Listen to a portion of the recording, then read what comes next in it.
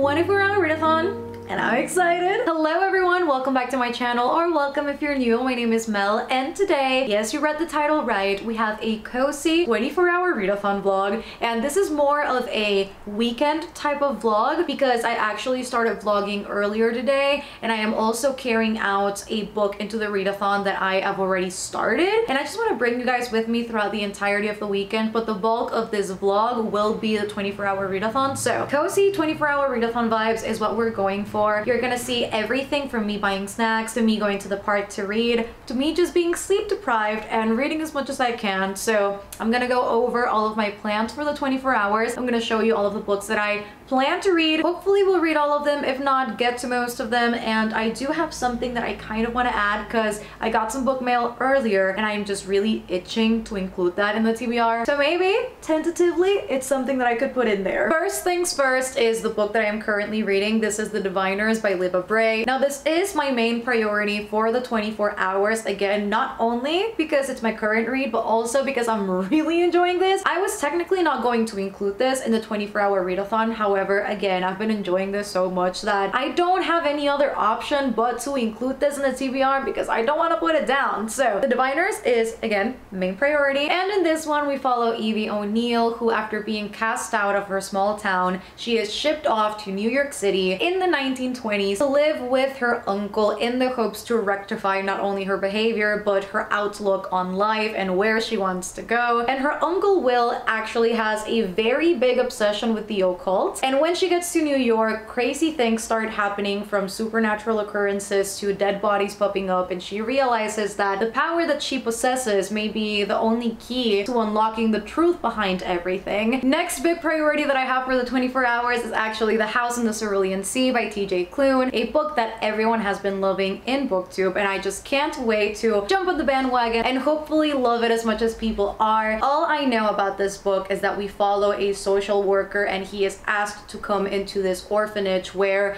there is a bunch of kids, obviously, but they again possess some supernatural sort of powers, and one of them is said to be the Antichrist and is said to be bringing the end of the world. And so the social worker is asked and tasked to go there and stop this from happening. But then he meets the caretaker and stuff starts going down. It's not as simple as it seems. People have said this to be like a middle grade for adults because obviously it does involve kids, but the two main characters are adults, I believe in their 40s. Next priority, super excited to be reading this. I feel like this in particular gives me all of the cozy vibes, and this is Death Note, the Los Angeles BB murder case. This is part of the Death Note series, however it is written in prose and it is a prequel, which instead of following Laito, we actually follow L, who is the detective that we see and we love and we grow to know in Death Note. This murder case was mentioned in the show, and he actually works alongside an FBI agent, and that is mentioned in the anime, but we never get to see exactly what went down. And so in this one it is all broken down, and I am just very excited. This white dust jacket is stunning, and then we have the actual book, which is and looks like a Death Note, and so I'm very much excited to go into this. For a little break, I have included Saga Volume 4. I always love including graphic novels in readathons because they always make me feel good. They always give me a little bit of a break from prose, and instead I can focus on pictures, on illustrations, on less words, and it goes by a lot quicker. Also, another one that I really want to include in here because it got here today, however I don't know if I'll manage to get to it during the 24 hours. If I don't manage to get to it throughout the 24 hours, I'll most likely be reading this Sunday. It'll still get read this weekend most likely, and that is Tokyo Ghoul Volume 1. The last one that I am hopefully gonna read during this 24-hour readathon. The Strange Case of the Alchemist's Daughter by Theodora Goss. All I know from Theodora Goss and this series in particular is that it grabs certain classical elements of literature like Sherlock Holmes, Dr. Jekyll and Hyde, and it twists them, I believe, in a feminist way, gothic horror way, and it's everyone's favorites. Like, for the most part, I have heard nothing but positive things about this, so I'm very excited to see where this takes me. The cover is gorgeous too. So these are my plans for the 24 hours slash the weekend. We're not quitters in this household. Team no sleep. So I am literally going to pull through these 24 hours, trying to read as much as I can, and now I'll let past Mel take it away because I started vlogging this morning. So Mel, if you will, take us away. Whew. Oh my god, this is super zoomed out. I guess this is what we're doing. Hello, how are we doing? So I am literally prepping everything because I am leaving the house in just a tiny bit. I am going to the park, which I'm so excited about, and we have a 24-hour readathon tonight, and I am taking the Diviners with me, which is my current read, so it's not kind of like intruding in my 24-hour readathon TBR, because this is definitely going to be like my priority. So you know, it's going to be a very cozy like journaling, reading, let's go out to the park, let's eat some snacks type of weekend. I may order food during the readathon as well. I'm really excited. I can't even lie, I haven't gone to the park in what feels like forever. I'm so freaking excited for this.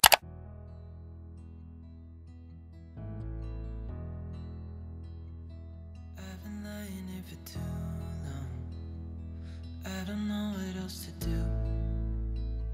I wanna get away from every little thing just to try to make it through.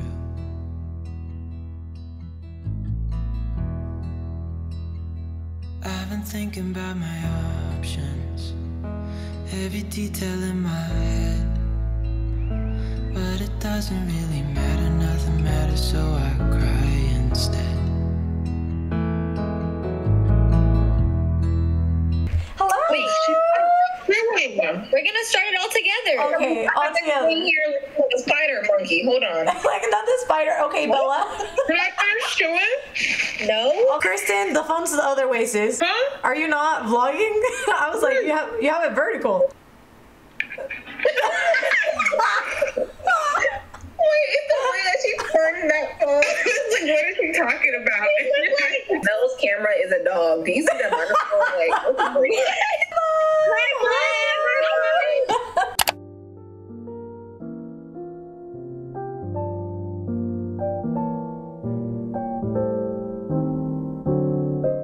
Hello everyone, so I have finished my sprint, made progress on the Diviners. I am currently on page 205, and this is just so good in so many different levels. The chemistry between Sam and Evie, fantastic. I cannot just stop raving about the atmosphere of this book, which is immaculate. I really do feel like Libba Bray nailed the 1920s voice, and I am enjoying every single second of me reading this book a lot more than I thought that I would enjoy it. Sam is just such a charmer. I cannot wait to meet more of Sam and like where he comes from and everything. We just got like a feel of everyone's powers, which I am very excited to explore. I don't know if I'm the only one, but Sam Lloyd gives me Bucky Barnes / Sebastian Stan vibes, and I have to stand that. So I'm picturing him as Sebastian Stan. Like every diviner is so different, and I can't wait until they all realize that they are either diviners or just meant to be in this group together, and that they have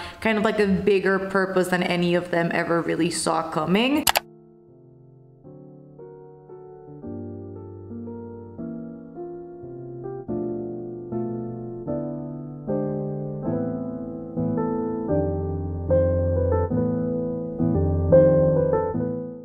I'm just really waiting for like that big crazy thing to happen, because we've been building up with like the ritual that this beast needs to complete, and they need like 11 sacrifices, I think, or something. It's like a ridiculous number, and right now they're in number 7, so we're nearing the climax of the story, and I can't wait. And Evie also just had an incident with her uncle where she touched one object and she just kept going on and on about what she was seeing. So stressing stuff is happening right now. Stressful. Okay, so update on the Diviners. I am 100 pages out from finishing the book. Just a tiny critique. I will say this book could be like 100 pages shorter. I think my issue with this book, it's not an issue because I am really loving this, but I will say, because it is written in third-person omniscient and the narrator is like all-knowing, we already know a lot of things that the characters don't, and so we kind of have that information ahead of them, and we have to go through an entire process and development for them to know exactly what we as a reader know. And I find those parts a little repetitive throughout the book, and because the description is so heavy, it kind of weighs on you as a reader, and you kind of want it to go by a lot quicker than it is. And so that's kind of like the one downside of this book, I would say. We have gotten to a part where we have found out more about Marija and about his cult and how he kind of originated this whole belief into the 11 sacrifices and bringing the beast back to life and opening the doors and whatnot. So now we are truly getting explanations and more context as to not only who this person is, but what is the motivation behind what is going on. And so for that, I like it. 5:28 a.m. So I have confidence that I can finish this book in an hour. Okay, I have finished The Diviners. It is currently 6 a.m. Finished this 30 minutes before I said I wanted to finish the book. So let me just take off my little alarm. So finish this. The ending of this, they're doing my boy Sam dirty, but I can't wait for Sam to be the star of the show later on because he deserves the world. And if Evie doesn't give him the world, Sam, I'm willing and able, I'll be your doll. This is what we're going into next. Saga Volume 4.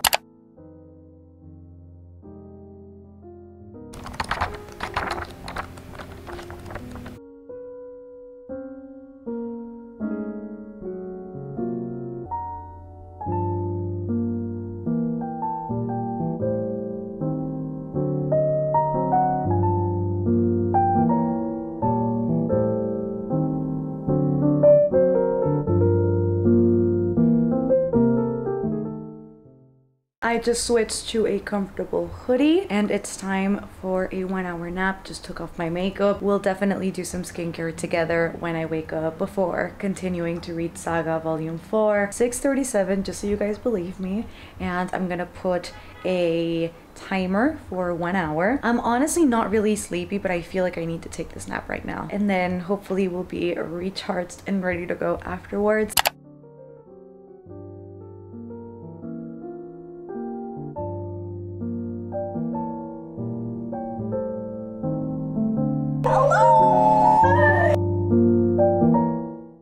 It's delirious hours. What's up, Delisa?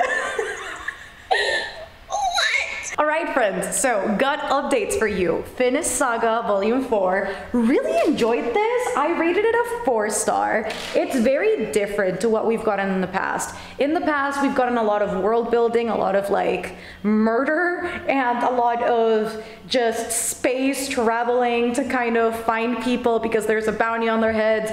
And this one is more character driven and it's very familial marriage dynamics, which I definitely was not expecting. Like the tone of this one was so different to what we've gotten in the past, but I really enjoyed it. There was also this one illustration that I kind of cracked up at because there's like these robots. It's like a whole breed. It's a huge TV. It's like a plasma like TV. I'm like, yo, this is ridiculous. So honestly, really enjoyed my time with this one. And I honestly can't wait to get Volume 5 and 6 and see where the story progresses. Because in this one, I think the bulk of it was really the marriage dynamic and how, you know, when you have kids and when you go through so many struggles, sometimes marriages don't hold together and you have to find a way to make them work amidst all of the craziness and, you know, all of these different factors and elements trying to separate the people in the marriage. And so that part, it was something that I wasn't expecting, but I think it was a theme and a topic that was really interesting, and it definitely did fit the story because all of the odds are against Marco and Alana. So I thoroughly enjoyed that part of Volume 4. The next book that I am picking up is actually The House in the Cerulean Sea, and I am very excited for this. Christine actually has sprints in literally 6 minutes, but I am gonna be a little bit late because I want to brew myself some tea, and that is going to take like roughly 10 minutes. So I'm not gonna be at the start of the sprints, but I definitely want to get myself a little something that has caffeine in it, but isn't necessarily coffee. I definitely want to make myself some tea. That cookie tea, the almond black tea, that's where it's at. I need to make myself some of that.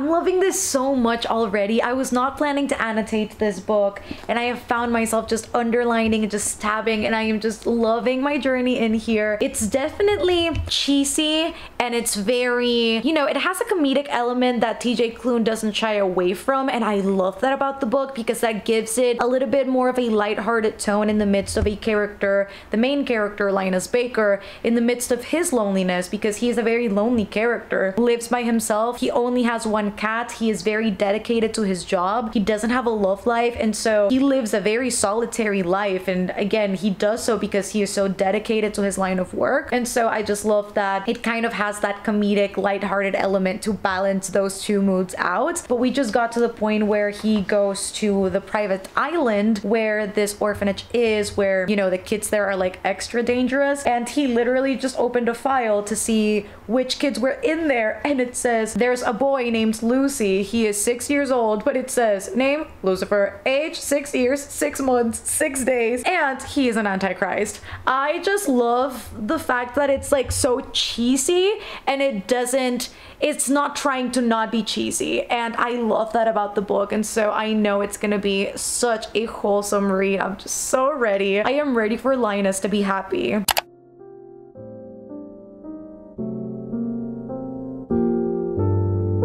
I'm in love with Lucy. He is so freaking cute. So they're at the dinner. This is Linus's first dinner with the orphanage, and Lucy says, Mr. Baker, can I get you something to drink? Juice, perhaps, tea, the blood of a baby born in a cemetery under a full moon. And then Linus says, no, water is fine. And then Lucy goes, one water coming right up. He reached up, grabbing an empty glass set next to Linus's plate. He took it to the sink, climbing up into his stool. He stuck his tongue out in concentration through the gap where his two front teeth used to be. He spilled nary a drop as he handed it over to Linus. There, you're welcome, and I'm not even thinking about banishing your soul to eternal damnation or anything. I freaking love Lucy so much. Like, Lucy writes, Lucy stands in this household. He is just so freaking cute. I need to get back to reading, but I just needed to say that before I forgot. Hello. So, I actually took a bigger nap than intended. So I actually was intending to only take a 30-minute nap after I finished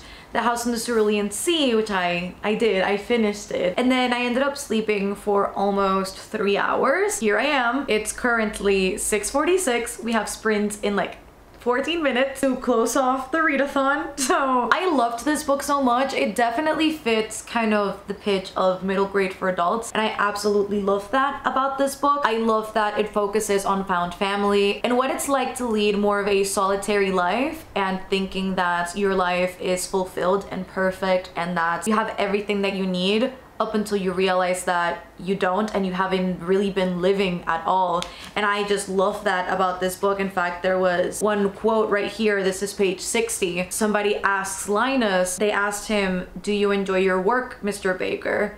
And he says, I'm good at it. And they reply, that's not what I asked. And he replied, it's the same thing. And it really doesn't amount to the same. And I just love Linus's character arc, and I love his journey, and I love how he realizes that being good at something doesn't necessarily equal happiness. And I think we see that in so many aspects of our lives in so many different ways, and it might not happen to everyone, but being good at something doesn't necessarily mean that A, that's what you're destined to do, if you want to call it that, or B, amounts to happiness. And so I love that at the end of the book, Linus does realize that, you know, sometimes life may not make a lot of sense, but it takes you to where you need to go. And I just love that about this book. It was so fantastic. It was just makes me emotional, honestly, at times. I freaking loved everything about this book. Like, if any critique, I'd say I would have loved kind of a little bit more explanation as to how these people have powers, how it came about,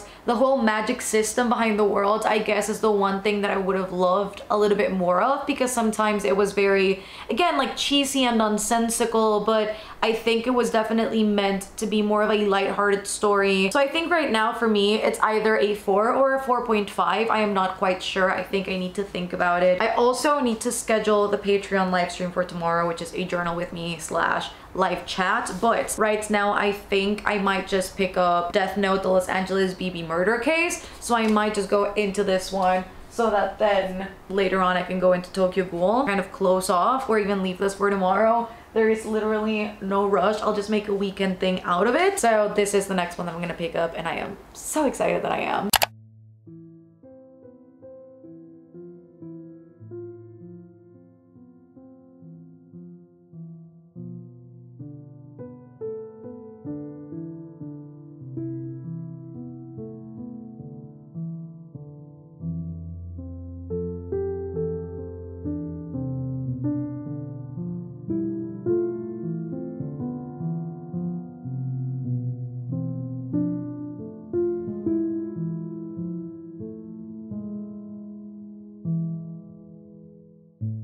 Hello everyone, a little bit of a weird angle. I don't think I've ever updated in this angle, and I have a huge shadow. I am already 101 pages into the Los Angeles BB murder case, so I am literally about 60 pages away from finishing this.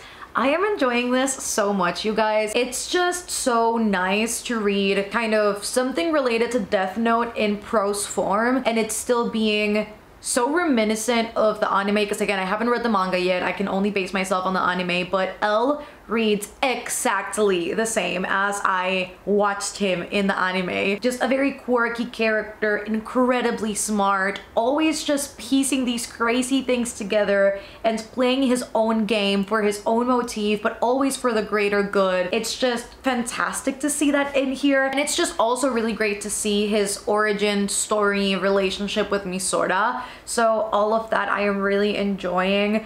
I am kind of now wondering if this has anything to do with the Shinigami, like the murders that are happening. Are they happening because somebody is writing them in a Death Note, or are these just like coincidentally like super just, you know, out there, super flamboyant, super gruesome in the way that the people are getting? I even thought that it just might have been L just conducting some sort of test and they're not. He came out of Misora's bed.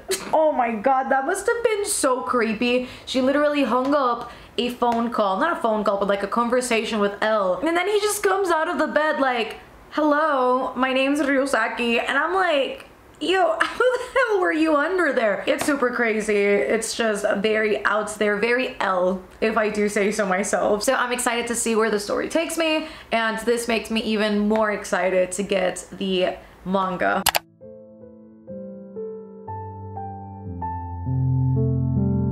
I just finished this, and oh my god, the way that the ending of this book connects to Death Note, I am, oh my god, that was so good. The plot twist was incredible. I definitely did not see that coming. And then the ending, oh my god, this ending, I literally cannot, you guys. This is, don't sleep on the Los Angeles BB murder case. If you're a fan of Death Note, you need to get on it, and if you're not, you need to get on it either way. I am going to start Tokyo Ghoul now. We still have a few hours to go of the readathon. It's about to be 10 p.m. so technically 2 more hours. Can definitely read Tokyo Ghoul.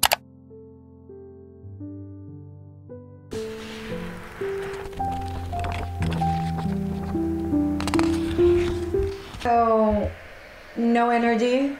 There's no energy left to give. But we're done. Over. The readathon's over, people. We did it yet again. See, Christine quits reading for fun. Okay, I'm excited for Christine to read Empire of Storms. It's a mess. Hello friends, good morning. I am literally setting up everything because I have a Patreon live stream in a little bit. My skin also looks super glassy. I just did some skincare, which reminds me I really need to buy this moisturizer that I've been using because it's been so nice to my skin. Like, my skin has never been as clear as it is now. Anyway, good morning. How are we doing today? I am prepping everything for said live stream. It's more of like a journal with me chatty situation, but I need to figure out if it's gonna be sprint or not. And also, I need to show you guys some things that I got for my Bujo. And I also need to figure out what I'm gonna be doing while I bujo, because let me just sit down here. Maybe this is the vibe. I need to finish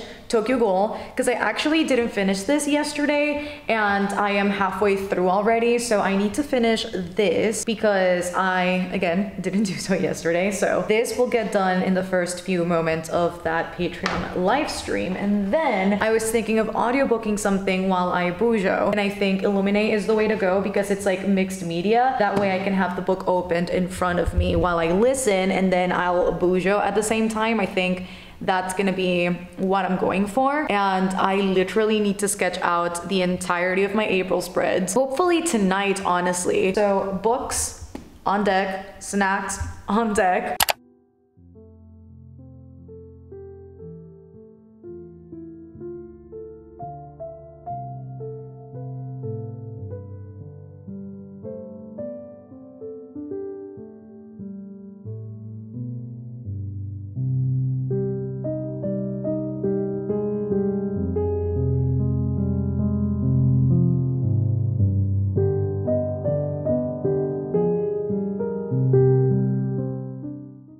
Hello, okay, we can finally settle down. Hello. Ooh, got the coffee. It's been a hot minute since I actually drank like hot coffee because I typically have iced coffee, but immaculate, love it. So in regards to the things that I bought for my bujo, I bought this little set of stickers that I found on Amazon. Let me get some out so you guys can see them because I am not the greatest illustrator in the world. I thought it would be cute to get some stickers of like, you know, again, pastel flowers, something that is a lot more muted that I can kind of complement with during April. And now I don't have craft paper, but I do have craft bags, so I can tear those apart and use those as craft paper. I also got this set of washi tapes on Amazon, which I thought would be very cute. Again, they're very pastel with like the gold accent, which is again what I believe I will go for. I think this one right here is probably, let me just turn down the exposure. I think this one right here is like my favorite. So this lilac one was also really pretty. So, you know, I've got some washi tapes to use. This is like very pink, so maybe this is also like the way to go. But yes, I think this is gonna be like the main accent color for April. All right, everyone, hello. I'm trying not to move too much to this side because there's a shadow. I feel like all of my updates have been with this well, but just ordered food, just topped off the Patreon live stream. I actually managed to sketch out all of my April spreads, which is great. So that means I'll be able to film my April bujo setup. I listened to a lot of pages. I'm almost at page, like, I believe I'm on page 100 and something of Illuminate. Update at the end of the day.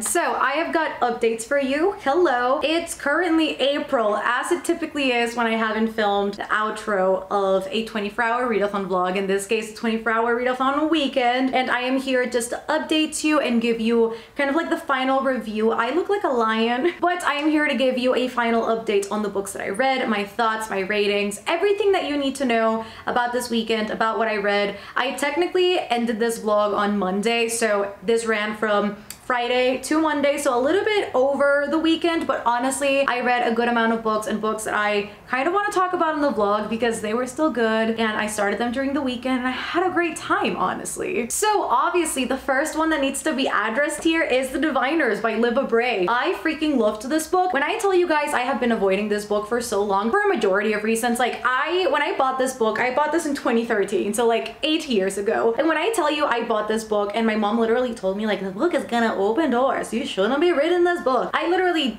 never touched it. Like, I put it aside and I'm like, I'm never gonna read this book because I'm freaking scared of reading this. And honestly, with good reason. Like, the beginning of the book is really spooky, but I love that about it. Like, I love the fact that Libba Bray doesn't shy away from the weird, from the occult, that she doesn't shy away from kind of the more paranormal, supernatural element of books, because oftentimes when you read horror, or oftentimes when you read thrillers, it often kind of graces the line of paranormal, but it never actually surpasses it, and then it ends up being more psychological than anything, which in my opinion kind of takes away from the experience. This, however, was just so freaking enjoyable. I loved Evie as a main character. I thought she was very likable, in my opinion. She was definitely out there and she was very opinionated and she was very extroverted. She had an opinion on everything. She wanted to do everything her way. It was her way or no day. I also freaking loved Sam, like my newest book boyfriend. You just have to stand Sam in this household. The chemistry, the flirting, everything was there for me,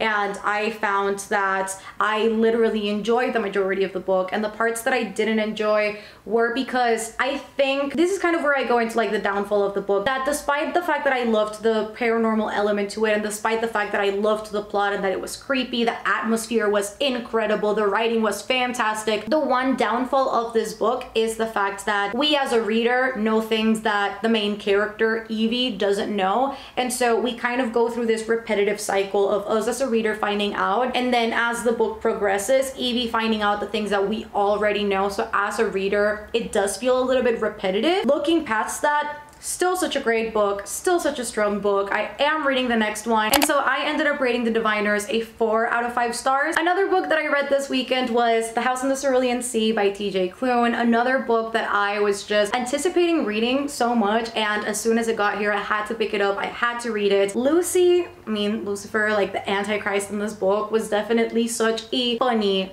fun character, just such a light-hearted environment and atmosphere to something that is not inherently positive. And so I just loved how TJ Klune kind of flipped that narrative and made Lucy such a likable character. There were so many funny quotes with Lucy here. Linus as a main character is very lonely. He leads a lonely life, and so Linus's journey through this book basically encompasses figuring out that settling is not the same as living, and being okay and having a good financial situation doesn't necessarily equal happiness, and those are all lessons and journeys that Linus had to go through to get to the end point of the book. And I just love the fact that he embraced all of that, and at the end of the day he has his little found family, and that he found something that kind of provided more for him than his previous life ever did. And so even though this book in tone was very lonely because of Linus and, you know, his kind of backstory, it was still very hopeful and all around a wholesome time because of the kids in the orphanage. And I love that balance in tone right here, because you know that even though it feels lonely, it is not hopeless. Ended up rating it a 4.5 out of 5 stars. Of course, in regular readathon fashion, I read Saga Volume 4 by Brian K. Vaughan, and I really enjoyed Volume 4. I think it's not at the place where it should have been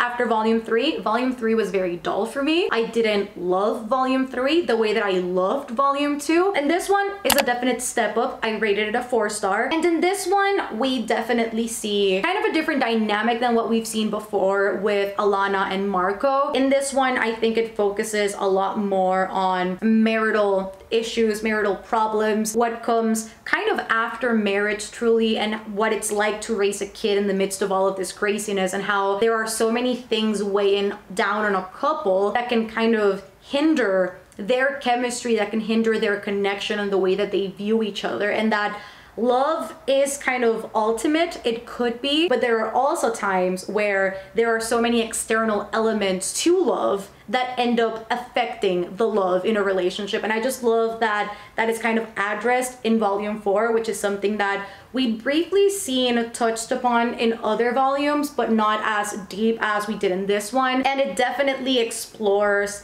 what could have happened, or the early stages of what it's like to being so emotionally separated from your significant other that you'd consider other avenues to release your energy, to release, you know, the sexual tension that might be in your body. Just so many things, definitely adult themes in this one. But I think the way that the conversation was handled was very well done, because it shows you the loyalty in a marriage, and that despite the fact that there are issues in a marriage, it doesn't necessarily mean the end, because there are ways to fix it. And here's where we get into the good territory. This is where we get into the good books that I read, because I freaking love these books so much. Tokyo Ghoul Volume 1. Let me start right here. I did not think I would enjoy Tokyo Ghoul as much as I did. I have to be honest. I think I had different expectations of how this was gonna go down, and it surpassed every single expectation, and it surprised me at every single turn. I love the fact that it's gory. I love the fact that it's darker, kind of like horror, body horror type of thing. I love that about this. I also loved how our main character in this acquires the ghoul's power. Definitely something that I was not expecting. I thought it was gonna be different, and